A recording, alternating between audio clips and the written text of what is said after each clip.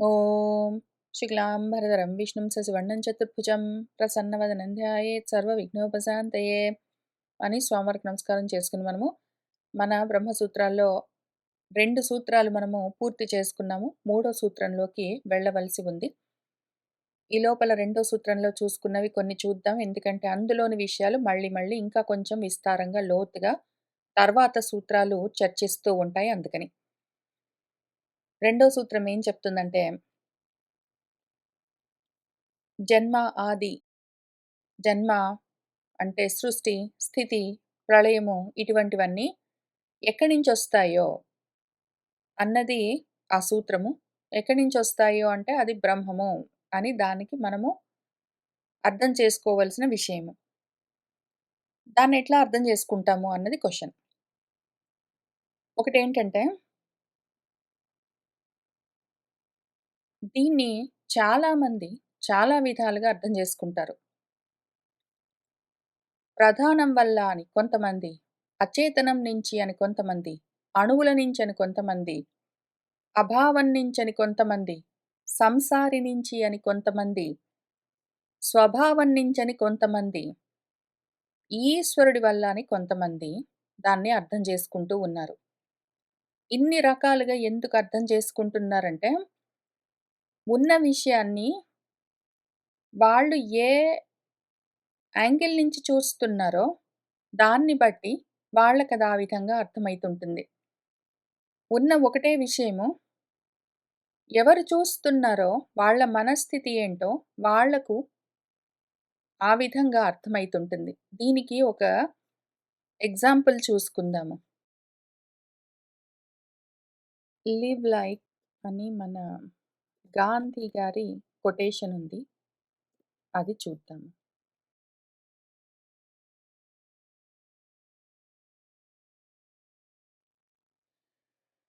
Live as if you were to die tomorrow, learn as if you were to live forever అని ఆయన చెప్పిన ఒక quotation ఉంది.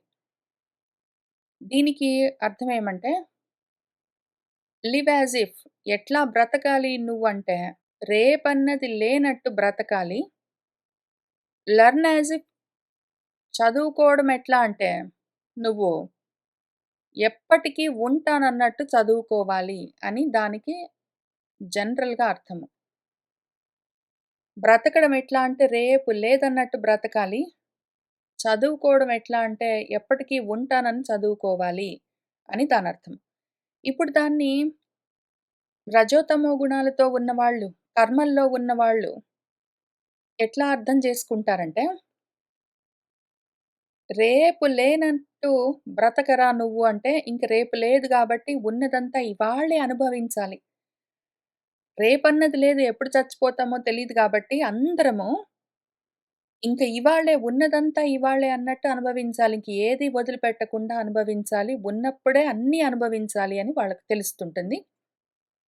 ఎప్పటికీ ఉంటామన్నట్టు చదువుకోవాలి అంటే, చాలా రోజులు టైముంటే చదువుకోవచ్చు. ఇంక చచ్చిపోతాం. తొందరలోనే పోతాం. కొన్ని రోజుల్లో పోతాము. ఇప్పుడు రిటైర్మెంట్ దాకొచ్చామా, ఇంకేం చదువులు, ఇంకేం చదువుకుంటాము. చదువుకున్నంత వరకు చాలు అని ఆ రకంగా ఆలోచించుకుంటారు వాళ్ళు. ఎప్పుడు ఉండేటట్టయితేనే చదువుకుందాము. రేపన్నది ఎట్లా లేదు కాబట్టి ఇవాళే బాగా సుఖాలన్నీ అనుభవిద్దాము అని వాళ్ళకర్థమైతుంది. ఇదే కొటేషన్‌ని ఒకవేళ సత్వగుణంతో ఉన్నవాడు ఎట్లా అర్థం చేసుకుంటాడంటే, రేపు లేదన్నట్టు బ్రతుకు అంటే రేపు లేదు అని తెలుసుకుని బ్రతుకు. ఇది అశ్వత్థ వృక్షము. భగవద్గీతలో చెప్పిన అశ్వత్థ వృక్షం ఇదే. రేపన్నది లేదు. రేపుంటుంది, ఎల్లుండుంటుందని వచ్చే ఇయర్‌కి, అవతలి ఇయర్‌కి, మళ్ళీ 10 ఏళ్లకి, తర్వాత నీ పిల్లలకి, పిల్లల పిల్లలకి నువ్వు రకరకాలుగా ప్లానింగ్‌లన్నీ చేసుకుంటావు. రేపన్నది లేదిది. ఈ మోహంతోటి ఉండొద్దు. ఇది అసత్. ఆ విధంగా బ్రతకరాదు. రేపటికి నేనుంటానన్నట్టు ప్లానింగ్‌లన్నీ చేసుకుంటూ బ్రతకొద్దు. ఇదెంత వరకుంటుందో, ఎప్పుడు ఆగిపోతుందో తెలియని విషయము. అసత్తులతో, మార్పులతో ఉన్న విషయమని తెలుసుకుని, రేపు లేదు అన్న విషయం తెలుసుకుని, ఉన్నంతలో ఇవాల్టికి సంతోషంగా, తృప్తిగా బ్రతుకు అని వాళ్ళకర్థమైతుంటుంది. ఎల్లకాలం ఉంటానన్నట్టు చదువుకో అంటే, శారీరకంగా నువ్వు ఎల్లకాలం ఉంటానని చెప్పలేవు. దానికి రేపన్నది లేదు శరీరానికి. కానీ జ్ఞాన స్వరూపంగా, జ్ఞానంగా, ఆత్మ చైతన్యంగా నువ్వెప్పటికీ ఉంటావు. ఆ విషయం తెలుసుకుని, ఆ జ్ఞానాన్ని తెచ్చుకో. ఆ చదువు, అటువంటి ఆత్మ విద్య తెలుసుకో. ఎప్పటికి నువ్వుంటావు. నువ్వు లేకుండా పోవడం అన్నది లేదు. ఆ విషయాన్ని నీకు చెప్పే ఆత్మ జ్ఞానం ఏమున్నదో దాన్ని చదువుకో అని వాళ్ళకర్థమైతుంటుంది. చదివే వాళ్ళు ఎవరు చదువుతున్నారో, వాళ్ళు ఏ స్థితిలో ఉన్నారు, దాన్ని బట్టి వాళ్ళకి అర్థమయ్యేది అర్థమవుతూ ఉంటుంది. ఉన్నదొకటే విషయం. Live as if you were to die tomorrow, learn as if you were to live forever అన్నప్పుడు, రేపు లేదురా సోదరా, ఉన్నదంతా ఇవాళే అనుభవించు. ఎల్లకాలమే ఉంటావేంటి? ఉన్నప్పుడు చూసుకుందాం పో. ఇప్పుడేం చదువుకుంటాం? ఇంతకాలానికి ఇంక పోవడానికి దగ్గరకొచ్చినప్పుడు అని కొంతమందికి అర్థమైతుంది. రేపన్నది లేదు. అంతటి అశాశ్వతమైన విషయము ఈ లోకము. దాని గురించి ఆలోచించకు. ఎప్పటికీ ఉండేది నువ్వే. ఆ జ్ఞానాన్ని సంపాదించుకో అని వీళ్ళకర్థమైతుంటుంది. దీన్ని ఎగ్జాంపుల్‌గా పెట్టుకొని వీళ్ళందరికి ఎట్లెట్లా అర్థమైతుంటుంది. ఎందుకని అని తెలుసుకోవచ్చు. ఇన్ని రకాల వాళ్ళు ఉంటారు. కొంతమంది ప్రధానం వల్ల ప్రకృతి నుంచే ప్రకృతి వల్లే ప్రకృతి కారణంగా ఇన్ని ప్రాణులు పుడుతూ ఉన్నాయి. ప్రకృతి ప్రసవిస్తుంటుందని చెప్తూ ఉన్నవాళ్ళుంటారు. వాళ్ళు ఆ విధంగా దాన్ని చూస్తూ ఉంటారు. వాళ్ళు ఆ విధంగా దాన్ని పర్సీవ్ చేస్తుంటారు. కొంతమంది అచేతనం నుంచి, చైతన్యం లేని వస్తువుల నుంచి చైతన్యం ఉన్న వస్తువులొచ్చాయని కొంతమంది చెప్తారు. అణువులు కలవడం, విడిపోవడం వల్ల ఈ బ్రహ్మాండమంతా కాంపౌండ్స్ తయారవ్వడం వల్ల ఈ వస్తువులన్నీ వాటితో పాటు ఈ లోకమంతా సృష్టించబడ్డది అని కొంతమంది చెప్తారు. అభావం నుంచి ఏమీ లేని వాటి నుంచి అంతా వచ్చిందని కొంతమంది చెప్తారు. సంసారి నించే సంసారం చేస్తూ ఉంటే అక్కడి నుంచి ప్రాణులన్నీ వస్తూ ఉన్నాయి అని కొంతమంది జీవుడి వల్లే ఇవన్నీ అని చెప్తుంటారు. కొంతమంది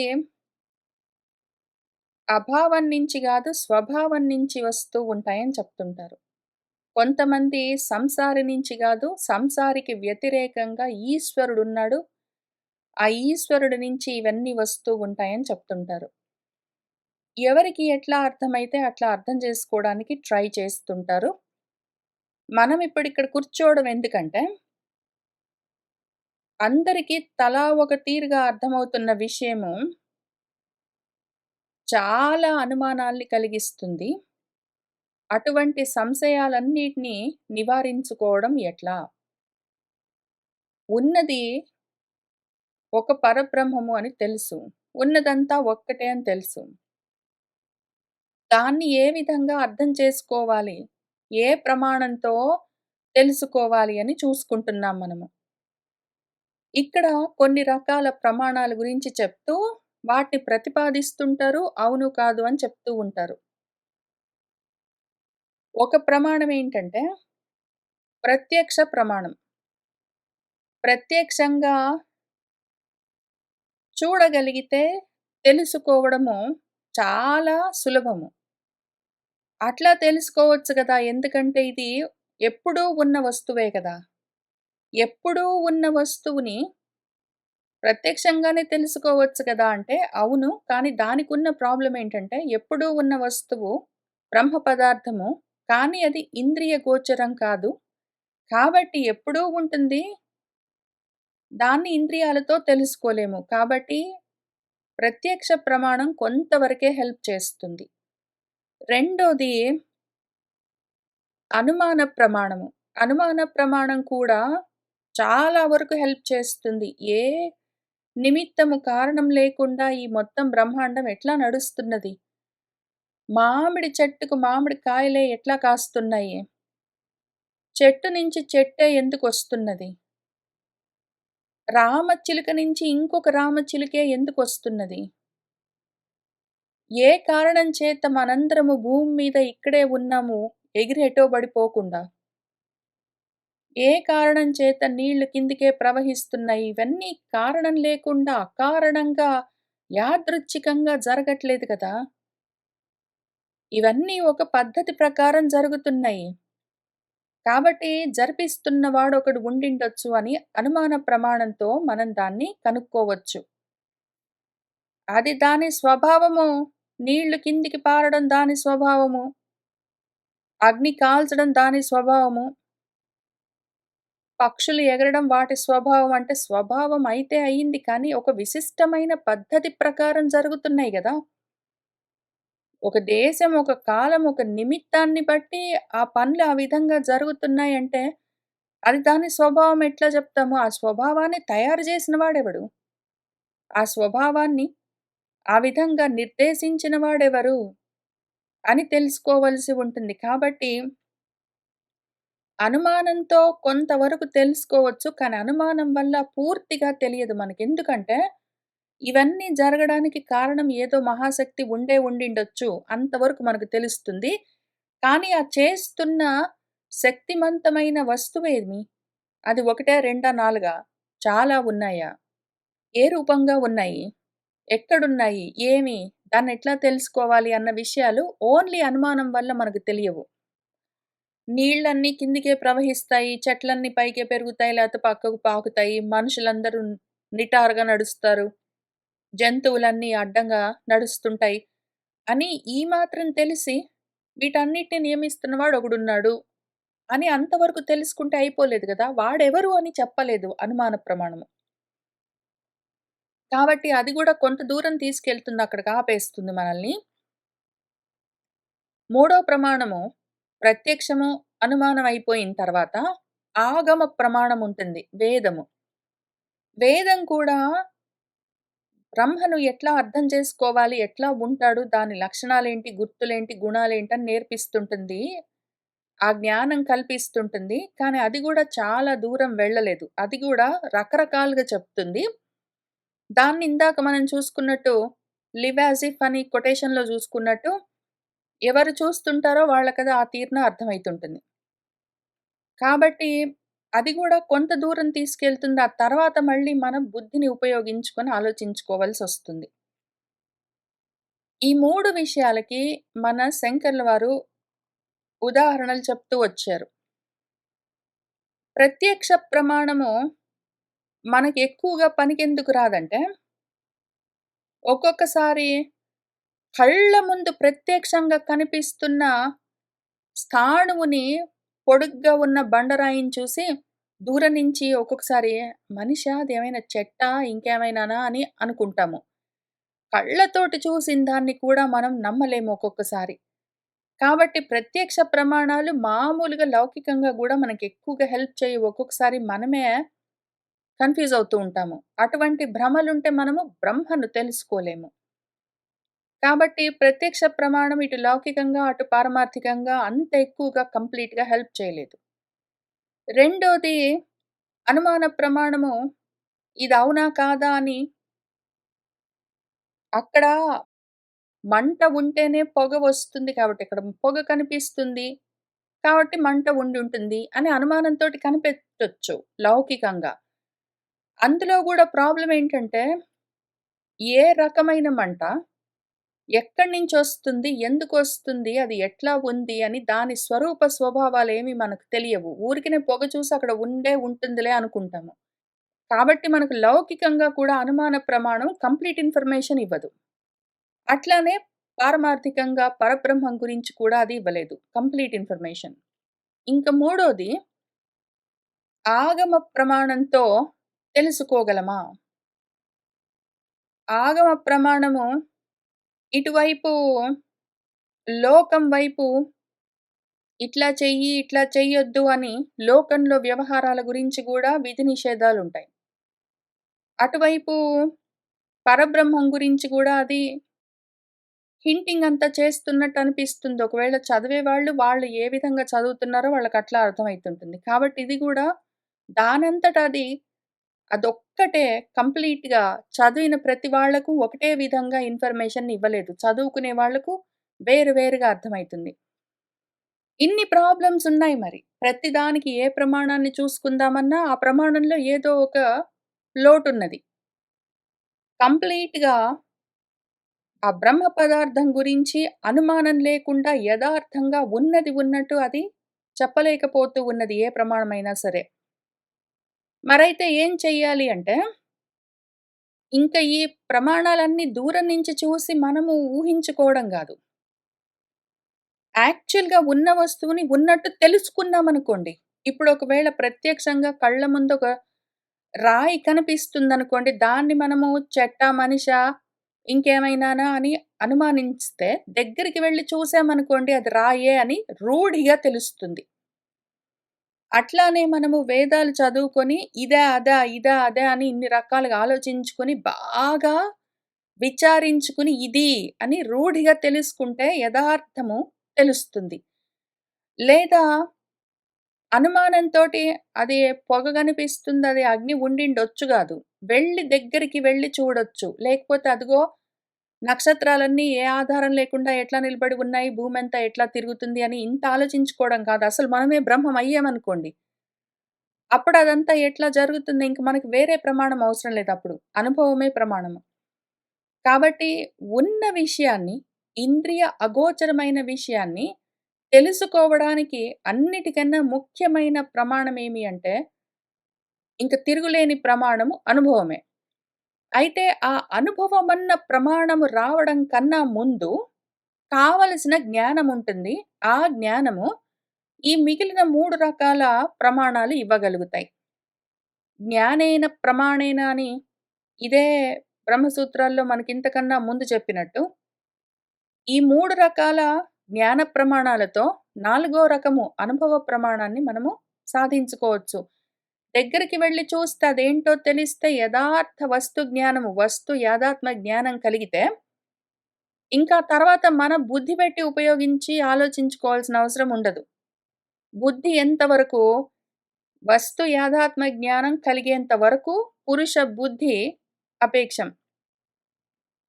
అంతవరకు వచ్చిన తర్వాత ఇంక ఇది కూడా లయమైపోతుంది. ఉన్నది ఇదొక్కటే మిగులుతుంది. ఇప్పుడు ఇవన్నీ మళ్ళీ వేరు వేరుగా ఇంత మాత్రమే చెప్తే అవును నిజమే అని అనుకోవచ్చు. అవును నిజమే అని ఒప్పుకునే కన్నా ముందు మళ్ళీ ఈ ప్రమాణాలన్నీ ఇంకా లోతుగా, ఇంకా జాగ్రత్తగా చూసుకుంటూ వెళ్తాము. మరైతే ఇందులో ఇక్కడ జన్మాద్యస్య యతః అన్న సూత్రం ద్వారా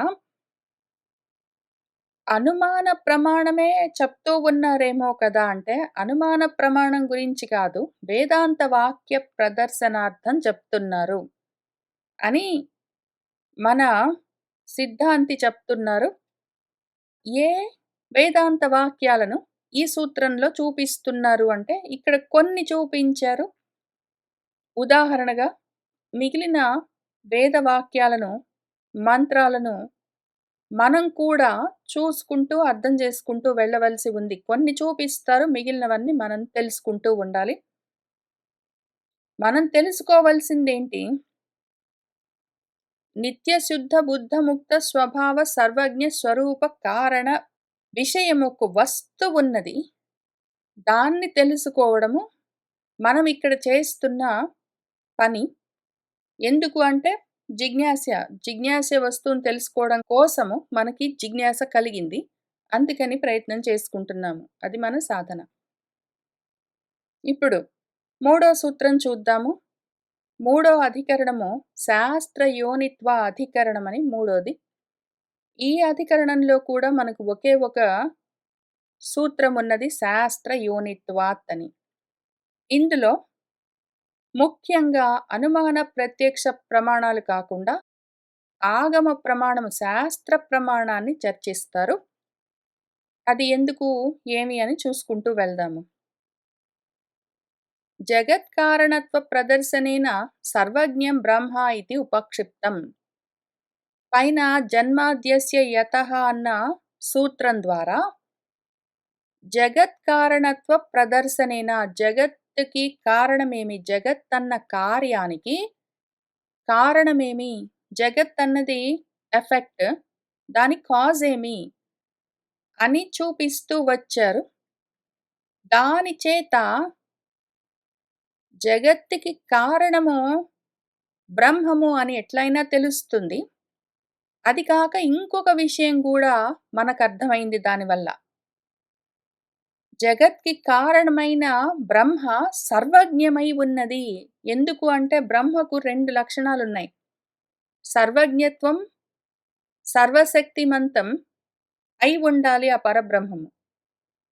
ఇప్పుడు ఈ సూత్రము ద్వారా ఈ అధికరణంలో ఆ పరబ్రహ్మ యొక్క సర్వజ్ఞత, సర్వశక్తివంతము 2 చూసుకుంటూ వెళ్తాము.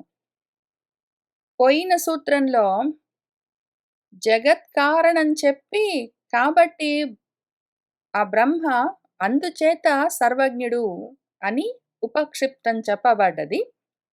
తదేవ దాన్నే దృఢయన్ బాగా దృఢీకరించడం కోసము ఇంక ఇక్కడి నుంచి మన సూత్రకారులు ఆహా చెప్తున్నారు. ఆయనేమన్నారంటే శాస్త్రయోనిత్వాత్ అని. ఈ శాస్త్రయోనిత్వాత్ అన్న సూత్రాన్ని 2 విధాలుగా అర్థం చేసుకుంటాము. శాస్త్రయోనిహి అన్నదాన్ని 2 విధాలుగా మనం అర్థం చేసుకుంటాము. శాస్త్రం అంటే వేదము. ఇప్పుడు వేదానికి కారణమెవరు? వేదాలన్నీ ఎక్కడి నుంచొచ్చాయి? అది శాస్త్రయోని అని ఒక అర్థము.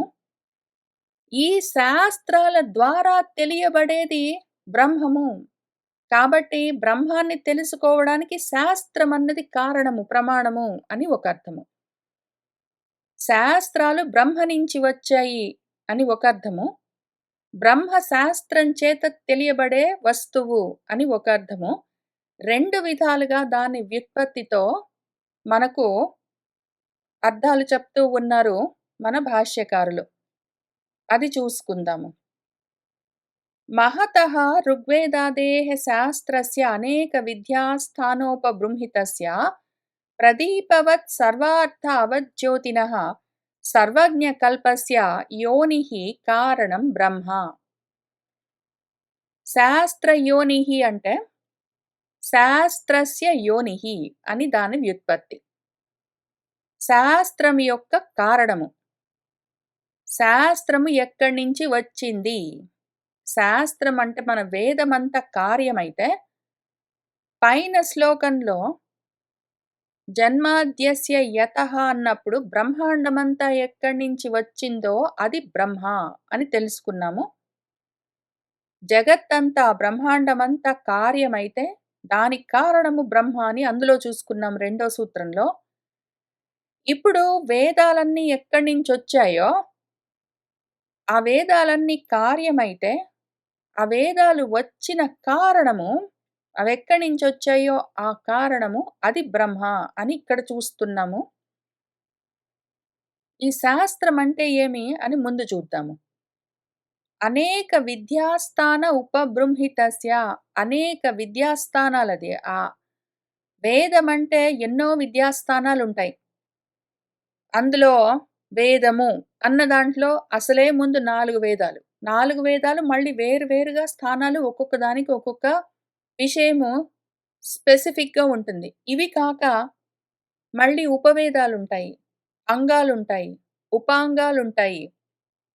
ఇవన్నీ కలిపి ఎన్నో విద్యాస్థానాలు ఒక చోట ఉంటే దాన్ని మనము వేదమని పిలుస్తున్నాము. అదంతా ఆ విధంగా ఎన్నో విద్యాస్థానాలుగా ఉపబృంహితము బాగా వృద్ధి చెంది ఉన్నదది. బాగా వృద్ధి చెంది ఉండి ఏం చేస్తుంది అంటే ప్రదీపవత్ దీపంలాగా సర్వార్థ అవజ్యోతినః అన్ని విషయాల గురించి జ్ఞానాన్నిస్తూ ఉంటుందది. ఏ ఇన్ఫర్మేషన్ కావాలన్నా వేదంలో ఉంటుంది. వేదంలో అన్ని రకాల ఇన్ఫర్మేషన్స్ ఉంటాయి. అసలు బ్రహ్మాండం ఎట్లా వచ్చింది? ఎట్లా నడుస్తుంది? ఎట్లా లయమవుతుంది? ఎందుకివన్నీ ఇట్లా జరుగుతూ ఉన్నాయి? ఏమి? దీనికి కారణమేమి? కార్యమేమి? కర్త ఎవరు? మొదలైన విషయాలన్నీ అన్నమన్నాదమంతా అందులో ఉంటుంది. దాన్ని అర్థం చేసుకోగలిగిన వాళ్ళు చేసుకుంటారు. చేసుకునేవాళ్ళు చేసుకుంటూనే ఉన్నారు. ఇప్పుడు ఆ విధంగా యాక్చువల్‌గా నాకు ఇంకొక కొటేషన్ గుర్తొస్తుంది. కొత్తగా నేను జాబ్‌లో జాయిన్ అయినప్పుడు ఎవరో ఒక ఆయన ఇంజినీర్ ఉండే. ఆయన ఒక కామెంట్ చేస్తుండే ఎప్పుడు. ఆయన సిగ్నేచర్ బ్లాక్ కింద ఈమెయిల్స్‌లో కింద ఒక కొటేషన్ ఉండేది. I can fix the world but the God has not shared the manual with me అని. యూనివర్స్ ఎట్లా నడుస్తుందని మాన్యుయల్ నాకు ఇవ్వలేదు. లేకపోతే మొత్తం ప్రపంచాన్ని, బ్రహ్మాండాన్ని నేను ఫిక్సింగ్ చేసేవాడిననో ఏంటో ఒకటుంటుందది. అదెప్పుడు గుర్తొస్తుంటుంది. నాకు ఆలోచిస్తుంటాను. ఎందుకు లేదు మాన్యుయల్ ఎక్కడ పడితే అక్కడ ఉంది. బ్రహ్మాండం ఎట్లా వచ్చింది? ఎట్లా నడుస్తుంది? ఏమి అని. వేదాలే మాన్యుయల్. అందులో ఉంటుంది మొత్తము. ఆ విషయం, ఈ విషయం గాదు. లౌకికమైన విషయాల గురించి, పారలౌకికమైన విషయాల గురించి, వాటిని దాటిన విషయాల గురించి కూడా దీపంలాగా చూపిస్తూ ఉంటుంది మొత్తం ఇన్ఫర్మేషన్ మన వేదము. కాబట్టి ప్రదీపవత్ సర్వార్థ అవజ్యోతినః మొత్తం సర్వార్థాలను, సర్వ విషయాల గురించిన ఇన్ఫర్మేషన్‌ని చూపిస్తుంటుంది. అది దీపం చూపించినట్టు. దీపం బెట్టి చూపించినట్టు ప్రకాశింపచేస్తుంటుంది. అది సర్వజ్ఞము. దానికి సర్వ విషయాల గురించిన జ్ఞానముంది. అదెందుకు అన్ని విషయాల గురించి చెప్పగలదు, చూపించగలదంటే, దానికి అన్నీ తెలుసు వేదానికి. ఆ వేదంలో అన్ని విషయాల గురించిన జ్ఞానము మనం తెలుసుకోవచ్చు. సర్వజ్ఞ కల్పస్య అది సర్వజ్ఞమై ఉన్నది. దానికి ఇన్ని లక్షణాలున్నాయి. వేదము అనేక విద్యాస్థానాలుగా బాగా వృద్ధి చెంది ఉన్నది. దీపంలాగా అన్ని విషయాల గురించి మనకు చూపిస్తూ ఉంటుంది. ఎందుకంటే అది అన్ని విషయాల గురించి తెలిసి ఉన్నది. ఇప్పుడు ఇటువంటి శాస్త్రము ఋగ్వేదము మొదలైన వేదాలుగా ఉన్నది. అది మహత్తుగా బాగా వ్యాపించి ఉన్నది. శాఖోపశాఖలుగా మన వేదము.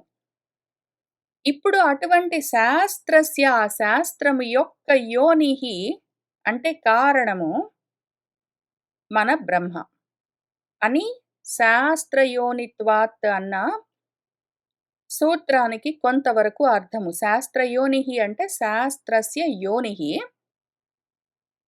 నహి ఈదృశస్య శాస్త్రస్య ఋగ్వేదాదిలక్షణస్య సర్వజ్ఞగుణాన్వితస్య సర్వజ్ఞాత్ అన్యతః సంభవః అస్తి. ఈదృశస్య ఈ విధంగా బాగా వృద్ధి చెంది, బాగా శాఖోపశాఖలుగా విస్తరించి ఉన్న మన శాస్త్రము, వేదము ఋగ్వేదాది లక్షణస్య ఋగ్వేదము మొదలైన లక్షణాలతో ఉంటుందది. సర్వజ్ఞము అన్న గుణంతో ఉంటుంది. ఋగ్వేదము మొదలైనవి దాని లక్షణము, సర్వజ్ఞత మొదలైనది దాని గుణము. ఈ విధంగా ఉన్న మన శాస్త్రము యొక్క సంభవము సర్వజ్ఞాత్ అన్యతః అసలు అన్ని విషయాల గురించి చెప్పగలిగిన శాస్త్రాన్ని తయారు జేయాలంటే, ఆ తయారు చేసిన శాస్త్రకారుడికి ఎన్ని విషయాలు తెలిసుండాలి? వాడు కూడా సర్వజ్ఞుడైతే కదా! సర్వజ్ఞమైన ఈ శాస్త్రాన్ని తయారు చేయగలిగేది. ఆ శాస్త్రజ్ఞుడు కాకుండా సర్వ విషయాల గురించిన జ్ఞానము లేనివాడు సర్వ విషయాల గురించి చెప్పగలిగే శాస్త్రాన్ని రాయలేడు. కాబట్టి సర్వజ్ఞాత్ అన్యతః సర్వజ్ఞుడు కాకుండా ఈ సర్వజ్ఞ గుణమున్న ఋగ్వేదాది లక్షణాలుగా ఉన్న శాస్త్రాన్ని తయారు చెయ్యడము నాస్తి కుదిరే పని గాదు. అటువంటిది సంభవః నాస్తి అది అసంభవము. కుదరదు. కాబట్టి మన వేదాలు అన్నీ తెలిసి ఉంటాయి. అన్నీ చెప్పగలిగి ఉంటాయి. వాటిని తయారు చేసిన వాడు కూడా సర్వజ్ఞుడై ఉండాలి. అయితే వేదాల్లో ఎంత జ్ఞానముందో, ఆ వేదాలను ఇచ్చిన వాడిలో అంత జ్ఞానముంది అని చెప్పలేము. అంతకన్నా ఎక్కువుంటుంది. ఎందుకు? చూద్దాము. యద్యత్ విస్తరార్థం శాస్త్రం యస్మాత్ పురుష విశేషాత్ సంభవతి యథా వ్యాకరణాది పాణిని ఆదేః ज्ञेयैकदेशार्थमपि सः ततः अपि अधिकतरविज्ञानः इति प्रसिद्धं लोके. యస్మాత్ ఎక్కడి నుంచైతే ఒకటి ఎగ్జాంపుల్ చూద్దాం. ఏ విధంగానైతే పాణిని ఆదేహే పాణిని అని ఒకాయనున్నారు. మొదలైన వాళ్ళున్నారు. ఒకాయన్ని చూద్దాం. పాణిని అని ఒకాయనున్నారు. ఆయనేం చేశారు? వ్యాకరణం అని రాశారు. ఆయన ఇంకా చాలా రాశారు. ఒకటి వ్యాకరణం అని చూసుకుందాము. పాణిని అన్నవారు వ్యాకరణం అని ఒక గ్రంథాన్ని రాశారు. వ్యాకరణ సూత్రాలు రాశారు. ఇప్పుడు జ్ఞేయము తెలుసుకోదగినవి ఎన్నో విషయాలుంటాయి. అందులో ఆయనేం చేశాడు? ఏకదేశము ఒక ప్లేస్‌లో ఒక్క విషయం గురించి ఆయన సూత్రీకరించాడు. వ్యాకరణం అన్న సూత్రాల్లో వ్యాకరణం గురించిన విషయాలను మాత్రము ఆయన ఒక్క చోట అన్ని డాక్యుమెంట్ చేశాడు. అట్లా మొత్తం ఆయన వ్యాకరణం గురించిన విషయాలన్నీ ఆ ఒక్క బుక్‌లో రాసి పెట్టాడు కాబట్టి ఆయనకు అంతే ఉంటుందా తెలివి అంటే, యస్మాత్ ఏదైతే యత్ విస్తరార్థం శాస్త్రం శాస్త్రము ఏ విషయం గురించి విస్తారంగా చెప్పాలని వచ్చిందో, ఆ పురుష విశేషాత్ ఏ పురుషుడి నుంచి ఏ విశేషమైన పురుషుడి నుంచి ఆ శాస్త్రం వచ్చిందో, సహా ఆ శాస్త్రాన్ని ఇచ్చినవాడు తతః కాబట్టి అపి అధికతర విజ్ఞానః ఆ శాస్త్రంలో ఉన్న విజ్ఞానం కన్నా, ఆ శాస్త్రాన్ని ఇచ్చిన వాడిలో ఇంకా ఎక్కువగా విజ్ఞానం ఉంటుంది అన్నది ఇది లోకే ప్రసిద్ధం. అందరికీ తెలిసిన విషయం గదా! ఒక చాలా గొప్ప పండితుడు ఒక పుస్తకాన్ని రాసాడంటే, ఆ పుస్తకంలో ఎంత జ్ఞానం ఉందో అంత మాత్రమే జ్ఞానం ఆయనలో ఉంటుందని చెప్పలేం గదా! అంతకన్నా చాలా ఎక్కువ ఆయనలో ఉంటుంది. ఆ ఒక్క విషయం గురించి ఆ ఒక్క పుస్తకంలో ఆయన కొంతవరకు చెప్పగలరు. కాబట్టి ఆ పుస్తకంలో చాలా జ్ఞానం ఉంది అంటే, అంతకన్నా ఎక్కువ జ్ఞానం ఆ పుస్తకం ఎవరు రాసారో వారిలో ఉంటుంది అని మనకందరికి తెలిసిన విషయము. ఇప్పుడేం జరిగింది? మన శాస్త్రము, వేదము అటువంటి సర్వజ్ఞమన్న గుణంతో ఉన్నది. అది రావాలంటే అది ఎక్కడి నుంచొచ్చిందో ఆ ఇచ్చిన వాడు కూడా సర్వజ్ఞుడై ఉండాలి. అంతేకాక దాన్ని మించి ఉండాలి. కిము వక్తవ్యం అనేక శాఖాభేద భిన్నస్య దేవతిర్యక్ మనుష్య వర్ణాశ్రమాది ప్రవిభాగహేతోః ఋగ్వేదాది ఆఖ్యస్య సర్వజ్ఞానాకరస్య అప్రయత్నేన ఇవ లీలాన్యాయేన పురుష నిశ్వాసవత్ యస్మాత్ మహతః భూతాత్ యోనేః సంభవః అస్య మహతః భూతస్య నిశ్వసితం ఏతత్ యత్ ఋగ్వేదః ఇత్యాది శ్రుతేః తస్య మహతః భూతస్య నిరతిశయం సర్వజ్ఞత్వం సర్వశక్తిమత్వం చ ఇతి. కాబట్టి అనేక శాఖాభేద భిన్నస్య ఒకవైపు లోకంలో అనేకమైన శాఖలున్నాయి. శాఖోపశాఖలుగా జగత్తంతా విస్తరించి ఉన్నది. ఎన్నో ప్రాణులు, ఎన్నో జీవరాశులు, స్పీషీస్, అందులో మళ్ళీ సబ్ స్పీషీస్. ఆ జీవరాశుల్లోనే అనంతమైన రకాలు. ఆ విధంగా శాఖోపశాఖలుగా ఎన్నో వివిధ శాఖలుగా జగత్తంతా విస్తరించి ఉన్నది. అందులో దేవతలు, తిర్యక్కులు, మనుష్యులు ఆదిగా గలిగిన రకరకాల జీవ జాతులున్నాయి. మళ్ళీ మనుషుల్లో స్పెషల్‌గా వర్ణాలు, ఆశ్రమాలని ఉన్నాయి. ఇవన్నీ ఎక్కడి నుంచొచ్చాయో వాడు బ్రహ్మ అని మనము పైన సూత్రంలో జన్మాద్యస్య యతః అని చూసుకున్నాము. ఇప్పుడు మన వేదంలో ఈ విషయాలన్నీ మొత్తం మాన్యుయల్ లాగా రాసిపెట్టుంటాయి. ఈ జగత్తులో శాఖోపశాఖలుగా ఎన్ని జాతులు ఉన్నాయి? అవి ఎట్లా వచ్చాయి? దేవ, మనుష్య తిర్యక్ జాతులు ఇంకా మిగిలిన జాతులన్నీ ఎట్లా వచ్చాయి? ఎట్లా ఉంటాయి? ఏమి? అవెన్ని రకాలు? పైగా మనుష్య జాతిలో వర్ణాలెన్ని? ఆశ్రమాలెన్ని? ఈ వర్ణాశ్రమాల్ని బట్టి వాళ్ళు చేయవలసిన కర్మలేవి? ఎందుకు? చేస్తే ఏమవుతుంది? చేయకపోతే ఏమవుతుంది? అని ఎన్నో ప్రవిభాగాలతో ఉంటుంది ఆ వేదము. బయట జగత్తులో ఉన్న విషయాల గురించి మొత్తము జ్ఞానము వేదంలో ఉంటుంది. ఇప్పుడు అటువంటి ప్రవిభాగాలతో ఉన్నది. ఋగ్వేదాది ఆఖ్యస్య ఋగ్వేదము మొదలైన పేర్లతో ఉంటుంది ఆ వేదము. సర్వజ్ఞానాకరము. సర్వజ్ఞానాలకు ఆకరము. అది ఆశ్రయస్థానము. రత్నాకరము అంటే రత్నాలకు ఆశ్రయస్థానము సముద్రంలాగా. మన వేదం గూడా మహాసముద్రంలాగా అంత ఇన్ఫర్మేషన్ అంతా అందులో పెట్టుకొనుంటుంది. ఇంత చేసిన మన వేదము ఎక్కడి నుంచొచ్చింది? యస్మాత్ ఏదైతే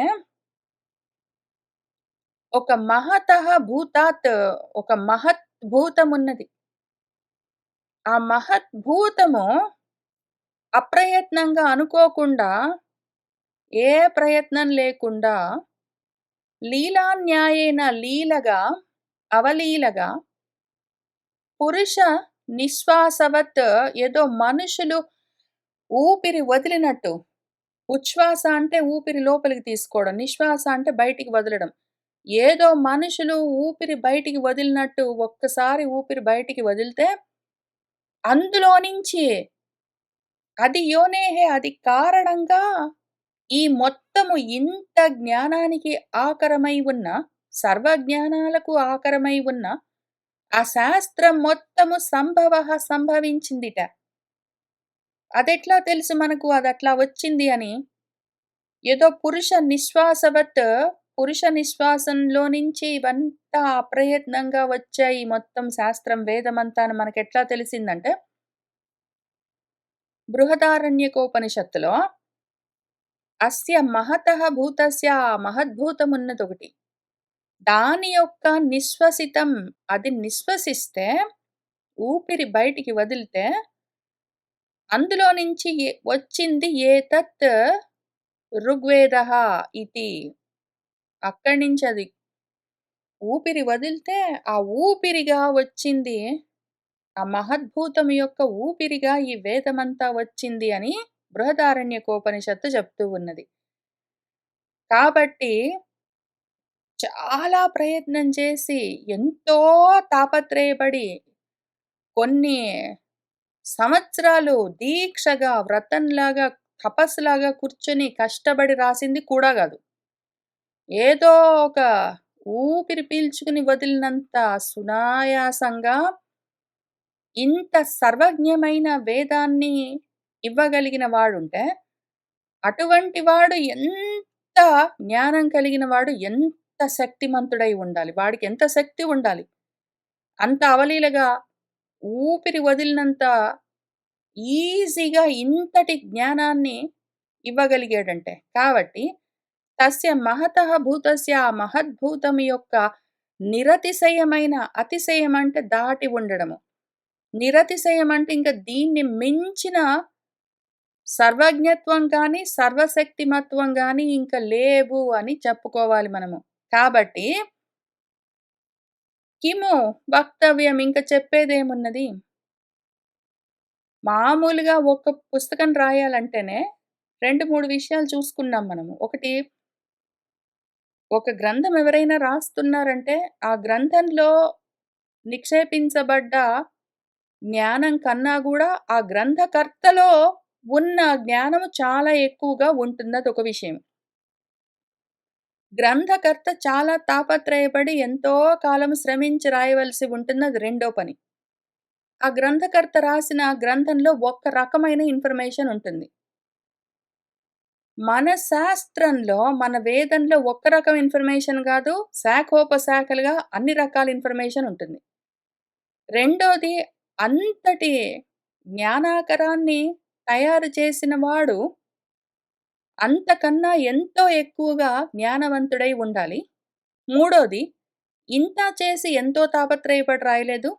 అవలీలగా ఊపిరి వదిలినంత ఈజీగా రాసాడు గాబట్టి ఎంతో శక్తివంతుడై ఉండాలి. అని మనకు ఈ సూత్రం ద్వారా శాస్త్రయోనిత్వాత్ శాస్త్రానికి యోని కారణమై ఉండడం చేత ఆ పరబ్రహ్మము సర్వజ్ఞుడు, సర్వశక్తిమంతుడు అని మనకు తెలుస్తున్నది అని ఈ సూత్రం ద్వారా మనం తెలుసుకున్నాము. ఇప్పుడు శాస్త్రస్య యోనిః, శాస్త్రయోనిః అన్న వ్యుత్పత్తి కాకుండా ఇంకొక వ్యుత్పత్తిని చూపిస్తున్నారు. యోని అంటే కారణము. అది చూద్దాము.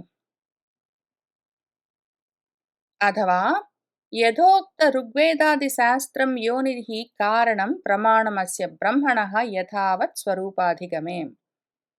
అథవా లేకపోతే ఇంకొక వ్యుత్పత్తి. యథోక్త ఋగ్వేదాది శాస్త్రం ఉన్నది కదా! ఇంక పైన చెప్పుకున్నాం. ఇంక దాన్ని మళ్ళీ చెప్పుకోవాల్సిన అవసరం లేదు. ఋగ్వేదాది శాస్త్రానికి ఉన్న లక్షణాలేమి? అది అనేక విద్యా స్థాన ఉపబృంహితము, ప్రదీపవత్ సర్వార్థ అవజ్యోతి, సర్వజ్ఞ కల్పము, ఇన్ని లక్షణాలతో ఉన్నది. అది ఋగ్వేదాది లక్షణాలతో సర్వజ్ఞ గుణంతో ఉంటుంది. అది అనేక శాఖాభేద భిన్నస్య తిర్యక్ దేవ మనుష్య వర్ణాశ్రమాది ప్రవిభాగ హేతోః ఋగ్వేదాది ఆఖ్యస్య సర్వజ్ఞానాకరస్య అని ఇంతవరకు చెప్పుకున్నవన్నీ దాని లక్షణాలు. అదేదున్నదో ఆ విధంగా యథోక్తం చెప్పబడ్డట్టు ఆ ఋగ్వేదం ఉన్నది. ఋగ్వేదం మొదలైన వేదాలతో కూడిన ఆ శాఖోపశాఖలుగా ఉన్న శాస్త్రం.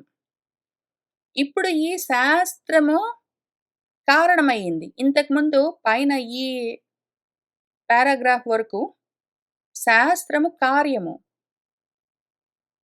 దానికి ఎవరు కారణమో, అది రావడానికి ఎవరు కారణమో, అవలీలగా ఊపిరి వదిలినంత సులువుగా తయారు చేసిన వాడెవరో, ఆ కారణము బ్రహ్మ అని పైన చెప్పుకున్నాము. ఇక్కడ శాస్త్రమే కారణము. శాస్త్రం కార్యం గాదు. శాస్త్రమే కారణము.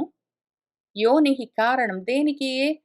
అస్య బ్రహ్మణః ఆ బ్రహ్మ గురించి యథావత్ స్వరూప అధిగమే ఆ బ్రహ్మ గురించిన యథార్థ జ్ఞానాన్ని, స్వరూప జ్ఞానాన్ని పొందడం కోసము మన శాస్త్రమే, వేదమే ప్రమాణము అని శాస్త్రం యోనిః కారణం.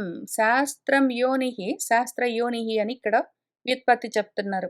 పైన శాస్త్రస్య యోనిః అని చెప్పారు. ఇక్కడ శాస్త్రం యోనిః అని చెప్తున్నారు. ఈ శాస్త్రమే కారణము. ఈ శాస్త్రమన్న ప్రమాణంతో పరబ్రహ్మను తెలుసుకోవచ్చు అని మనం ఎట్లా అర్థం చేసుకుంటాము? శాస్త్రాత్యేవ ప్రమాణాత్ జగతః జన్మాది కారణం బ్రహ్మ అధిగమ్యత ఇతి అభిప్రాయః. జగతః జగత్తు యొక్క జన్మ, స్థితి, భంగము, సృష్టి స్థితి లయలు అన్న పనులకు కారణమైనది బ్రహ్మ అన్న విషయము శాస్త్రాత్ ఏవ ప్రమాణాత్, శాస్త్రాత్ ప్రమాణాత్ ఏవ శాస్త్ర ప్రమాణం వల్లే అధిగమ్యత తెలియబడుతుంది ఇది అభిప్రాయః అని అభిప్రాయం. ఆ పైన రెండో సూత్రంలో జన్మాద్యస్య యతః అన్న విషయము మనకు శాస్త్ర ప్రమాణం వల్లే రూఢిగా తెలుస్తుంది. వేదంలోనే ఈ మొత్తం జగత్తుకి కారణమేమి అంటే బ్రహ్మ అని అదే చెప్తుంటుంది. వేదమే చెప్తుంటుంది. కాబట్టి శాస్త్ర ప్రమాణం ద్వారానే వేద ప్రమాణము, ఆగమ ప్రమాణం అన్ని దానికే పేర్లు. దానివల్ల ఈ జన్మాది కారణమైన బ్రహ్మ ఎవరు అని తెలుసుకోవచ్చు అని ఈ సూత్రానికి అర్థము. ఇది అభిప్రాయః. శాస్త్రముదాహృతం పూర్వసూత్రే యతో వా ఇమాని భూతాని జాయంతే ఇత్యాది. అదెట్లా చెప్తావు నువ్వు అంటే, పైన మనము రెండో సూత్రంలో జన్మాద్యస్య యతః అంటే యతో వా ఇమాని భూతాని జాయంతే, ఎక్కడి నుంచైతే ఈ భూతాలన్నీ జన్మించాయో, ఎక్కడైతే ఈ భూతాలన్నీ ఉంటాయో, ప్రాణులన్నీ ఉంటాయో, ఎక్కడైతే ఈ ప్రాణాలన్నీ లయమైతాయో అదే బ్రహ్మము, అదే ఆనందము, దాని గురించే తెలుసుకోవలసి ఉంది అని ఎక్కడ చెప్పారు? వేదంలోనే చెప్పారు. కాబట్టి బ్రహ్మ గురించి వేదంలోనే తెలుసుకోవాలి. శాస్త్రాన్ని ఉదహరించే గదా పైన మనము జన్మాద్యస్య యతః అన్న సూత్రాన్ని అర్థం చేసుకున్నాము. కాబట్టి వేదవాక్యాలను పెట్టుకునే మనము బ్రహ్మని తెలుసుకోవలసి ఉంటుంది అని మన సిద్ధాంతి చెప్తే, మన పూర్వపక్షికి ఒక అనుమానమొచ్చింది. కిమర్థం తర్హి ఇదం సూత్రం యావతా పూర్వసూత్రే ఏవ ఏవం జాతీయకం శాస్త్రం ఉదాహరత శాస్త్రయోనిత్వం బ్రహ్మణః దర్శితం కదా! యావతా ఏదైతే పూర్వసూత్ర ఇంతకు ముందు సూత్రంలో జన్మాద్యస్య యతః అన్న సూత్రంలో అందులోనే ఏవం ఇదే విధంగా జాతీయకం శాస్త్రం ఈ రకంగా ఉన్న శాస్త్రంలోని వాక్యాలు ఉదాహరించి శాస్త్రయోనిత్వాన్ని శాస్త్రం రావడానికి ఈయనే కారణము, ఈయనను తెలుసుకోవడానికి శాస్త్రం ప్రమాణము అని పైన జన్మాద్యస్య యతః అనే సూత్రంలోనే బ్రహ్మ యొక్క శాస్త్రయోనిత్వం దర్శితం చూపించబడ్డది కదా! ఇది ఆల్రెడీ మళ్ళీ కొత్తగా దీన్ని డిస్కస్ చేయవలసిన అవసరం ఏమున్నది? ఈ విషయం జన్మాద్యస్య యతఃలోనే మనం ఆల్రెడీ డిస్కస్ చేసుకున్నాం గదా! ఉదాహరణలతో పాటు. శాస్త్రాన్ని అక్కడే ఉదహరించి, శాస్త్రంలోని వాక్యాలను, వేదవాక్యాలను అక్కడే చూసుకొని మనము అవే ఉదాహరణలుగా అక్కడే ఈ విషయము మొత్తము వేదాలన్నీ అక్కడి నుంచే వచ్చాయి. వేదంలో ఈయన గురించి చెప్తారు అని మనం ఆల్రెడీ అక్కడ తెలుసుకున్నాం గదా! మళ్ళీ ఇంక కొత్తగా మూడో సూత్రం రాసుకొని మళ్ళీ దాన్ని చదువుకోవడం ఎందుకు? కిమర్థం తర్హి ఇదం సూత్రం మరైతే ఈ సూత్రం ఎందుకు పైన సూత్రంలోనే చెప్పిన తర్వాత? అని మన పూర్వపక్షికి వచ్చిన ప్రశ్న. ఉచ్యతే చెప్పబడుతున్నది చెప్తాను పట్టు. ఎందుకు మళ్ళీ ఈ సూత్రంలో శాస్త్రయోనిత్వాత్ అని ఎందుకు మళ్ళీ సెపరేట్‌గా చూసుకోవలసి వచ్చిందో చూద్దాం పట్టు. తత్ర పూర్వసూత్ర అక్షరేణ స్పష్టం శాస్త్రస్య అనుపాదానాత్ జగతః జన్మాది కేవలం అనుమానం ఉపన్యస్తమితి ఆశంక్యేత తాం ఆశంకాం నిర్వర్తయితుం ఇదం సూత్రం ప్రవవృతే శాస్త్రయోనిత్వాత్ ఇతి. అవును నిజమే, పైన కూడా చెప్పుకున్నాము జన్మాద్యస్య యతః అని చెప్పుకున్నాము. జన్మాద్యస్య యతః అని చెప్తుందా సూత్రము. ఈ సృష్టి స్థితి లయలు, జగత్తు యొక్క సృష్టి స్థితి లయలు ఎక్కడి నుంచి వస్తాయో అన్నదది. అన్నది కానీ మిగిలిందంతా చెప్పలేదది. మిగిలింది మనం కొంత అర్థం చేసుకున్నాము. దాన్ని మరి యాక్చువల్‌గా ఇది ఇట్లా ఉంటుంది అని చెప్పాలి గదా! అనుమానం ప్రమాణంతోటి ఈ సృష్టి స్థితి లయలన్నీ ఎక్కడి నుంచి వచ్చాయో అది అయ్యుండొచ్చు అని అనుమానంతోటి మనము నిర్ణయించుకోవడం గాదు. ఇక్కడి నుంచే వచ్చాయి. కావాలంటే ఇందులో జూసుకో, ఇందులో ఆ విషయం రాసిపెట్టి ఉంది అని ఖచ్చితంగా చెప్పాలి గదా! అందుకని ఈ సూత్రం ఉన్నది. అందులో పూర్వ సూత్ర అక్షరేణ ఆ పూర్వ సూత్రంలో విషయం ఉన్నది. కానీ అక్కడున్న అక్షరాల్లో ఈ విషయం స్పష్టంగా లేదు. జన్మాద్యస్య యతః ఈ సృష్టి స్థితి లయలు ఎక్కడి నుంచి వచ్చాయో అని ఉంటుందంతే. సృష్టి స్థితి లయలు గూడా కాదు. జన్మాద్యస్య యతః సృష్టి మొదలైనవి ఎక్కడి నుంచి వచ్చాయో అన్నది ఊరుకున్నది. అక్కడ స్పష్టంగా మిగిలిన అక్షరాలతోటి దాన్ని చూపించలేదు. కాబట్టి స్పష్టంగా శాస్త్రం వేదం చూపిస్తూ చెప్పకపోవడం చేత అనుపాదానాత్ దాన్ని పట్టుకుని చెప్పడం చెయ్యలేదది. స్పెసిఫిక్‌గా శాస్త్రం అని కాల్ ఔట్ చేయలేదు. కాబట్టి జగత్తు యొక్క జన్మ, స్థితి, భంగము, సృష్టి స్థితి లయలు కేవలము అనుమానం వల్లే తెలుసుకోవాలా ఏమి? అది ఉపన్యాసం చేస్తున్నదా అని మళ్ళీ అనుమానమొచ్చి, ఇతి ఆశంక్యేత అనుమానించుకుని, అనుమాన ప్రమాణంతో మాత్రమే సృష్టి స్థితి లయలకు కారణము బ్రహ్మ అని తెలుసుకోవాలా అని ఒకవేళ అనుకుంటారో ఏమో అని తాం ఆశంకాం ఆ అనుమానాన్ని నిర్వర్తయితుం నివారించడం కోసము ఇదం సూత్రం ఈ సూత్రము ప్రవవృతే చెప్పబడ్డది. ఈ సూత్రం అందుకని ప్రవర్తిస్తుంది.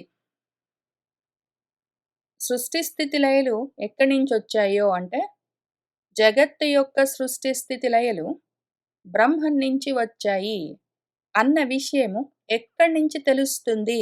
శాస్త్రం వల్ల. ఎందుకు? శాస్త్రాలు అక్కడి నుంచే వచ్చాయి.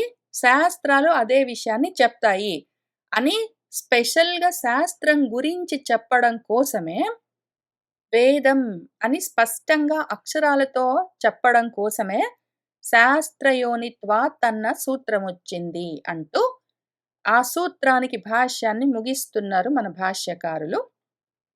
ఇంకా తర్వాత నాలుగో అధికరణము సమన్వయాధికరణం మొదలవుతున్నది. ఇందులో ఒకే ఒక సూత్రం ఉంటుంది.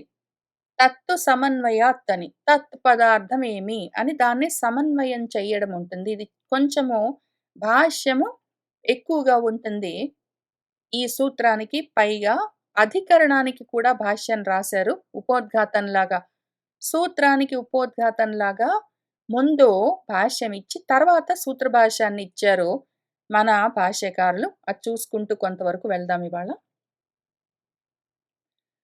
కథం పునః బ్రహ్మణః శాస్త్ర ప్రమాణకత్వం ఉచ్యతే యావతా ఆమ్నాయస్య క్రియార్థత్వాత్ ఆనర్థక్యం అతదర్థానాం ఇతి క్రియాపరత్వం శాస్త్రస్య ప్రదర్శితం. అతః వేదాంతానాం ఆనర్థక్యం అక్రియార్థత్వాత్. కథం పునః మళ్ళీ ఎందుకు? మళ్ళీ ఎందుకు? ఇంతవరకు మనం చెప్పుకున్నాం గదా! బ్రహ్మణః శాస్త్ర ప్రమాణకత్వం ఉచ్యతే. మళ్ళీ ఆ బ్రహ్మ యొక్క ప్రమాణము శాస్త్రము, శాస్త్రం యొక్క కారణం బ్రహ్మ అని మళ్ళీ మనం చెప్పుకోవడం ఎందుకు? బ్రహ్మను తెలిపేది శాస్త్రము అని మళ్ళీ మనం ఎందుకు చెప్పుకోవడము? అనవసరం గదా! ఎందుకు? యావతా ఏదైతే మన జైమిని సూత్రాల్లో, పూర్వమీమాంస సూత్రాల్లో ఆమ్నాయస్య క్రియార్థత్వాత్ ఆనర్థక్యం అతత్ అర్థానాం అని ఒక సూత్రం ఉంటుంది. ఆమ్నాయస్య అంటే వేదము. వేదము యొక్క క్రియార్థత్వాత్, వేదము ఎప్పుడు క్రియల గురించే చెప్తుంది. నువ్వు ఈ క్రియ చేసావంటే నీకు ఆ లాభము, ఫలితం ఉంటుంది అని చెప్తుంటుంది. ఇప్పుడు ఏవైనా సరే ఆ క్రియలు చెప్పకపోతే అటువంటివి అనర్థాలు, అర్థం లేని వాక్యాలు. ఈ పని చెయ్యి, నువ్విదిట్లా చేసావంటే నీకిదొస్తుంది అని చెప్పేవి ఒక ప్రయోజనంతోటి, అర్థంతోటి ఉన్న వేదవాక్యాలు. ఇది చేస్తే నీకిదొస్తుంది అని చెప్పకుండా ఉన్న వాక్యాలు అర్థమేమి, ప్రయోజనమేమి సూచించవు గాబట్టి అవి అనర్థాలు. అప్రయోజనాలు, నిష్ప్రయోజనాలు. అతదర్థానాం వాటికి అర్థం లేదు కాబట్టి. ఏవేవైతే వేదవాక్యాలున్నాయో, నువ్విట్లా చెయ్యి నీకిదిట్లా వస్తుంది అని చెప్పకుండా ఊరికనే ఉన్న వాక్యాలన్నీ అర్థం లేని వాక్యాలు. అవి నిరర్థకాలు. అవి సార్థకం కాదు. ఇతి అని క్రియాపరత్వం. శాస్త్రస్య క్రియాపరత్వం. శాస్త్రం వేదం యొక్క క్రియాపరత్వం. శాస్త్రమంతా క్రియల గురించే చెప్తుంది. వేదమంతా క్రియల గురించే మాట్లాడుతుంది. కర్మకాండ వేదం లక్షణము అని ప్రదర్శితం ఆ సూత్రం ద్వారా చూపించబడ్డది. అతః కాబట్టి వేదాంతాలు మనకు ఏ అర్థాన్ని ఇవ్వవు. వేదాంతానాం వేదాంత వాక్యాలు వాటి యొక్క ఆనర్థక్యం, అనర్థము వాటికి అర్థం లేదు. ఎందుకు? అక్రియార్థత్వాత్ క్రియలేమీ ఉండవు. వేదాంతంలో క్రియలేమి ఉంటాయి? ఏముండవు. తెలుసుకో, తెలుసుకో అని చెప్తారంతే. తెలుసుకో అని కూడా చెప్పరు. ఇదిట్లా ఉంటుంది, ఇదిట్లా ఉంటుందని చెప్తారు. ఇదిట్లా ఉంటుంది అని తెలుసుకుంటే ఏం ఉపయోగము? చేయడానికి ఏముండదక్కడ. క్రియలేమీ లేవు. వేదాలన్నీ క్రియాపరత్వంతో ఉంటాయి. క్రియ చేస్తే ఇదొస్తుంది అని అర్థముంటుంది. దానికి క్రియ ఉండదు, అర్థము ఉండదు. కాబట్టి అనర్థం అది. ఆ విధంగా వేదాంతాలన్నీ అనర్థక్యాలు అని విషయము తెలుస్తున్నది. కాబట్టి మనమెందుకిప్పుడు వేదాంతాన్ని చదువుకోవడము? అనర్థము వ్యర్థమని వాళ్ళే చెప్తున్నారు గదా! జైమిని ఆల్రెడీ ఆయన నిరూపించారు గదా! కర్తృ దేవతాది ప్రకాశనార్థత్వేన వా క్రియావిధిశేషత్వం ఉపాసనాది క్రియాంతర విధానార్థత్వం వా. ఉంటే వేదాల్లో ఇదిట్లా చెయ్యి నీకిదొస్తుంది అని క్రియ ఉంటుంది. క్రియ కాకపోతే కొన్ని వేదాంత వాక్యాలు కర్త గురించి చెప్తుంటాయి. వీడు దానికి అధికారి, ఇటువంటి వాడు ఈ క్రియ చెయ్యాలి అని దానికి సంబంధించిన వాక్యాలుంటాయి. లేకపోతే ఇదిగో ఈ క్రియ చేసేటప్పుడు దానికి దేవత ఇది అని ఆ దేవతను గురించిన విషయముంటుంది. ఆ కర్త ఎవరు? దేవత ఎవరు?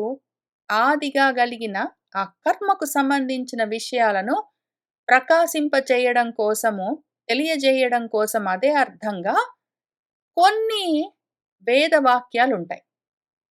ఎందుకు అంటే మన జైమిని ఇక్కడ ఏ వేద వాక్యాలైతే క్రియ చెప్పవో, తద్వారా వచ్చే అర్థం చెప్పవో అవన్నీ అనర్థాలు అని ఆయన చెప్పారు. మళ్ళీ కర్మకాండ భాగంలోనే వేదంలోనే కొన్ని ఊరికినే ఉంటాయి. మరి కర్మలు చెప్పవు, అర్థాలు చెప్పవు.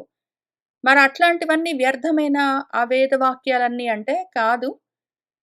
కర్త గురించి, దేవత గురించి చెప్తాయి కొన్ని వేదవాక్యాలు.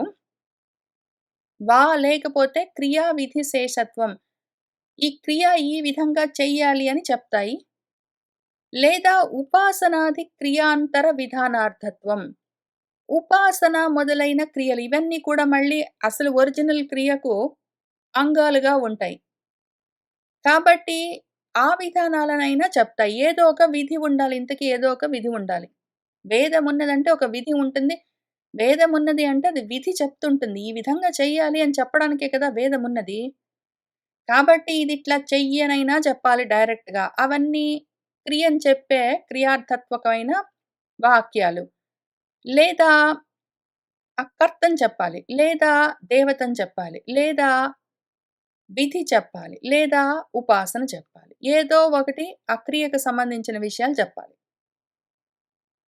ఇప్పుడు మన వేదాంతాల్లో క్రియ చెప్పరు, కర్త చెప్పరు, దేవత వేరేగా చెప్పరు, ఉపాసన చెప్పరు, ఏమి చెప్పరు. ఊరికినే ఉన్నది, ఉన్నది, ఉన్నది అని చెప్తారు వేదాంతాల్లో. కాబట్టి అది అందులో ఏం అర్థం ఉన్నది? ఏమి సాధిస్తాము? ఏదైనా సాధించడం కోసం గదా మనం ఏదైనా చదువుకునేది. అంటే ఇది సాధించాల్సిన వస్తువు గాదు. ఇది ఆల్రెడీ ఉన్న వస్తువంటే, మరి నహి పరినిష్ఠిత వస్తు ప్రతిపాదనం సంభవతి. ప్రత్యక్షాది విషయత్వాత్ పరినిష్ఠిత వస్తునః. పరినిష్ఠిత వస్తువు ఆల్రెడీ ఉన్న వస్తువు. నిశ్చయంగా, గ్యారంటీగా ఉన్నది అని తెలిసిన వస్తువు. ఆ ఉన్న వస్తువును ప్రతిపాదించడం అన్నది సంభవతిహి.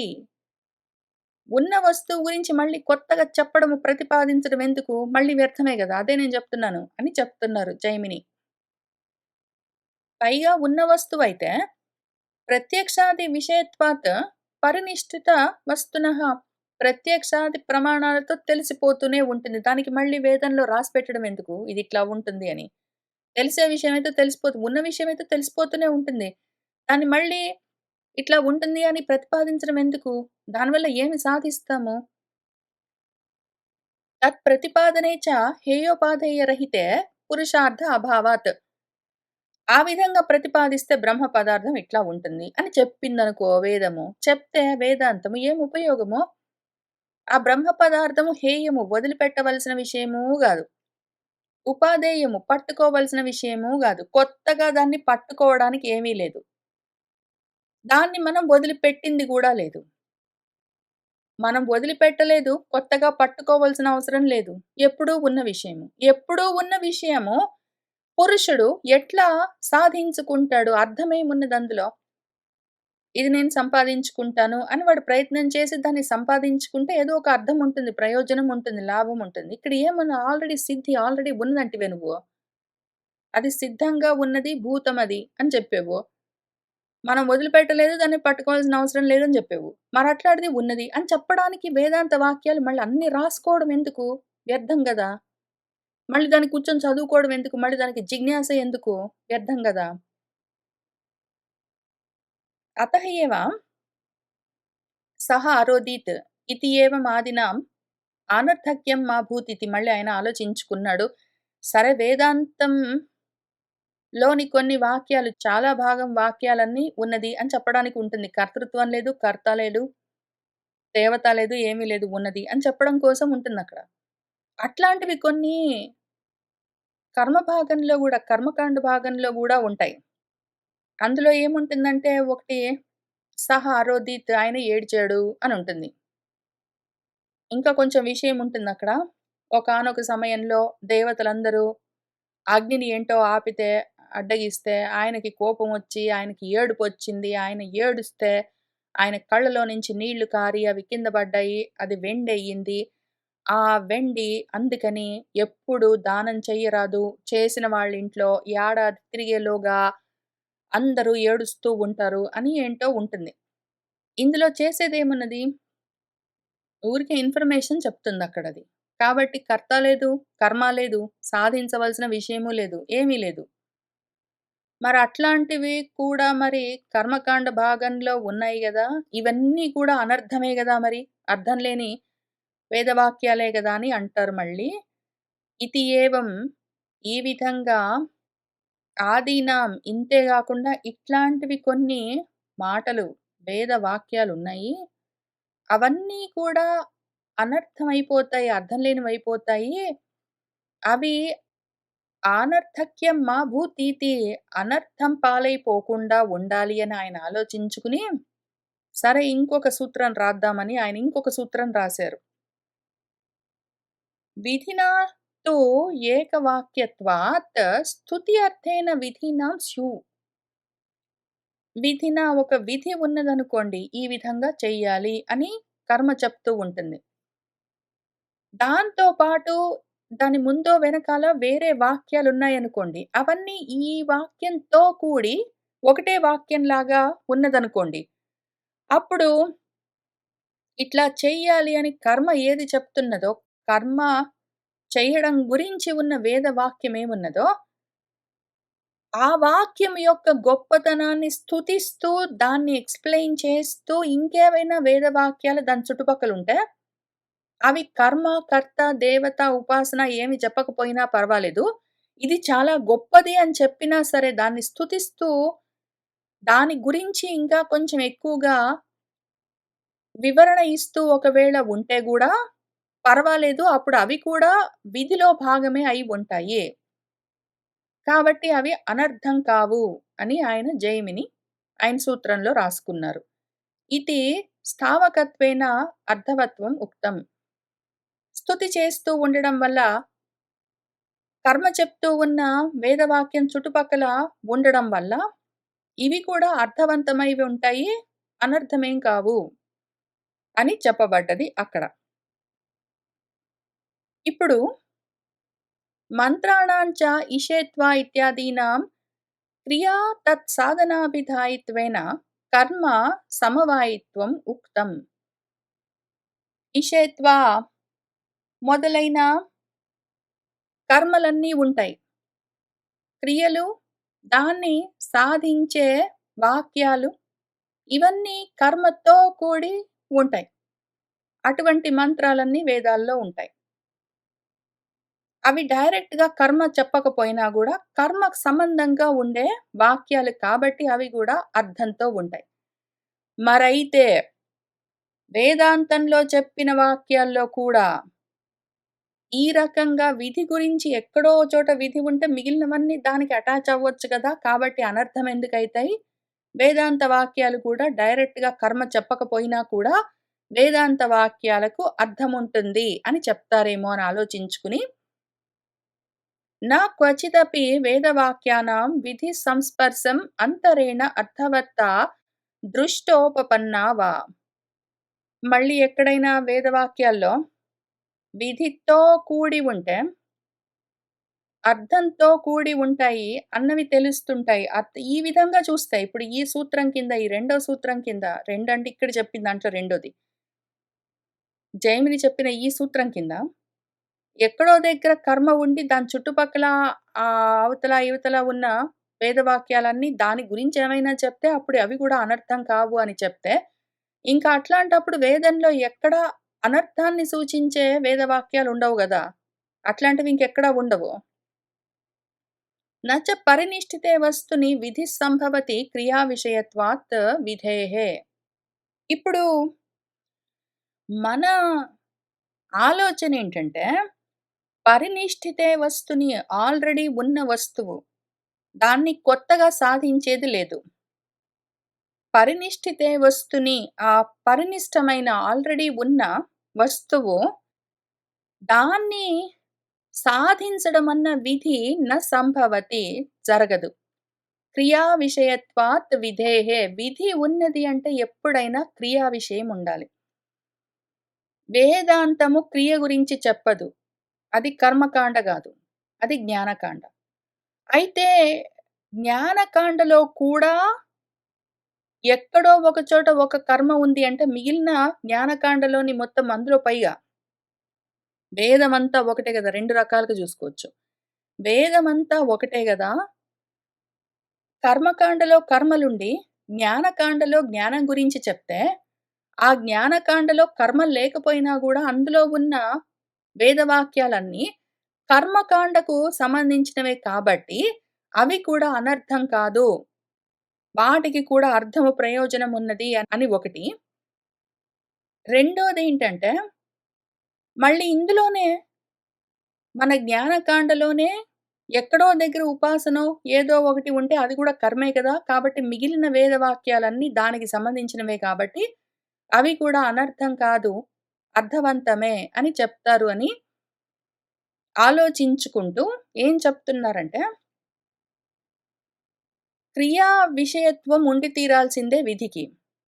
విధి చెప్పడం కోసమే వేదమున్నది. తస్మాత్ కాబట్టి కర్మాపేక్షిత కర్తృ స్వరూప దేవతాది ప్రకాశనేన క్రియా విధి శేషత్వం వేదాంతానాం.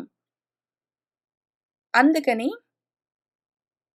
కర్మకాండలో చెప్పిన కర్మలు, కర్త, ఆ కర్త యొక్క స్వరూపము, ఆ కర్మలు చేస్తే సాధించే దేవత, ఆ దేవత యొక్క స్వరూపము, ఇట్లాంటివన్నీ చూపించడం కోసము ఆ క్రియా విధి శేషత్వం, క్రియా చెప్తూ ఉన్న కర్మకాండ భాగంలోని విషయాలను శేషంగా చెప్పడం కోసం వేదాంతమున్నది. వేదాంతానాం వేదాంతాల్లోని వాక్యాలన్నీ దానికోసమే ఉన్నాయి అని అనొచ్చు. పైగా అథ ప్రకరణాంతర భయాత్ న ఏతత్ అభ్యుపగమ్యతే తథాపి స్వవాక్య గతోపాసనాది కర్మపరత్వం. అంటే ఆ ప్రకరణం వేరు, ఈ ప్రకరణం వేరు. కర్మకాండ భాగం వేరు, జ్ఞానకాండ భాగం వేరు. మరి జ్ఞానకాండలో భాగము అందులో ఉన్న విషయాలు కర్మకాండతో సంబంధించిన విషయాలని చెప్పడానికి కుదరదు గాబట్టి, అది వేరే ప్రకరణం అని చెప్తారు గాబట్టి, అయినా గూడా అదే చెప్తున్నాము. వేదాంత వాక్యాల్లో కూడా ఉపాసనలుంటాయి. ఆ వేదాంత వాక్యము, ఆ వేరే ప్రకరణము, అందులోని వాక్యాలు అక్కడ ఉన్న ఉపాసనాది కర్మల గురించి చెప్తూ ఉంటాయి. కాబట్టి దానికి సరిపోతుంది. తస్మాత్ అందుకని బ్రహ్మణః శాస్త్రయోనిత్వమితి ప్రాప్తే ఉచ్యతే. అందుకని వేదాంతాలు బ్రహ్మ గురించి చెప్పేవి కావు. కర్మ గురించే చెప్తాయి. బ్రహ్మణః శాస్త్రయోనిత్వము, బ్రహ్మ శాస్త్రాలకు కారణము, శాస్త్రం చేత బ్రహ్మ తెలియడము అన్న విషయము ప్రాప్తే ఉచ్యతే ఇక్కడ జరిగేది గాదు. వేదాలన్నీ కర్మ గురించే చెప్తాయి. విధి గురించే చెప్తాయి. ఎక్కడైనా వేదాల్లో వాక్యాలు కర్మ గురించి చెప్పకపోతే కర్త గురించో, దేవత గురించో, ఉపాసన గురించో చెప్తాయి. కాబట్టి అవి కూడా క్రియా విధిలోనే భాగాలు. అంటే మరి వేదాంతంలో చాలా ఉంటాయి గదా! వాక్యాలు అందులో క్రియలుండవు గదా! అంటే కర్మకాండలో ఉన్న కర్మలను, క్రియలను గురించి చెప్పడానికి జ్ఞానకాండలో, బ్రహ్మకాండలో ఉన్న విషయాలుంటాయి. అవి మళ్ళీ దీనికే సంబంధించినవి అని చెప్తే, అది వేరే ప్రకరణం గదా! బ్రహ్మకాండ, జ్ఞానకాండ వేరే ప్రకరణం గదా! అని అంటారేమో అని ఆలోచించుకుని, అందులో గూడా ఉపాసనలుంటాయి. ఆ ఉపాసనలన్న క్రియా విధులకు మిగిలిన వేదాంత వాక్యాలన్నీ సంబంధించిన వాక్యాలు. కాబట్టి ఎక్కడైనా సరే వేదం నిండా క్రియే చెప్తుంది. అది పరబ్రహ్మాన్ని చెప్పేది కాదు. అందుకని శాస్త్రము పరబ్రహ్మ గురించి చెప్పేది గాదు. అది ఎంతసేపు ఏ భాగంలో, ఎక్కడ ప్రకరణంలో ఏది చెప్పినా కర్మల గురించే చెప్తుంది అని జైమిని సూత్రాల్లో రాసుకున్నారు.